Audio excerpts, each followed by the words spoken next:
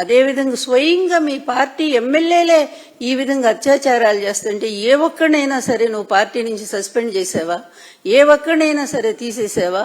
ఇంతెందుకు, ఒక పవిత్రమైనటువంటి వెంకటేశ్వర స్వామి దేవాలయానికి నువ్వు చైర్మన్ గా పెట్టినటువంటి వ్యక్తి ఈ విధంగా ఇంత వయసులో, ఎందుకంటే వయసు మొన్ననే చెప్పుకున్నాం మనము, వయసు ఎంత పెరిగిందనేది కాదు, జ్ఞానం ఎంత ఉంది, సంస్కారం ఎంత ఉంది, ఏ విధంగా మంచి నడవడిక ఎంత ఉంది అనేటువంటిది తీసుకొని అటువంటి వ్యక్తుల్ని అట్లాంటి ప్రదేశంలో పెట్టాలా స్వామి. ఎందుకంటే ఇదంతా కూడా ఒక ఇన్స్పిరేషన్ కదా,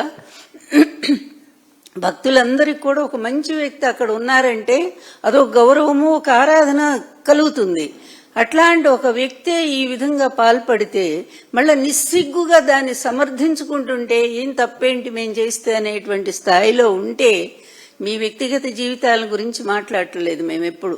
మీ వ్యక్తిగతంగా 5గురిని చేసుకోండి, 10 మందిని చేసుకోండి, కానీ నువ్వు ఆ స్థానంలో ఉన్నప్పుడు ఒక మహిళ ఉత్తరం రాసి నీ దుర్మార్గాల్ని, నువ్వు చేసిన పాప పనుల్ని, వీటన్నిటిని కూడా ముఖ్యమంత్రి స్వయంగా రాసి ఇలాంటి వ్యక్తిని తీసుకురావద్దు ఈ పదవిలోకి అని చెప్పినప్పుడు అది కూడా పాటించలేదంటే నీ సంస్కారం, నీ సనాతన ధర్మం, నీ వెంకటేశ్వర స్వామి భక్తి చంద్రబాబు నాయుడు ఎక్కడ కలిపేశావు? ఏ కృష్ణానదిలో కలిపేశావు?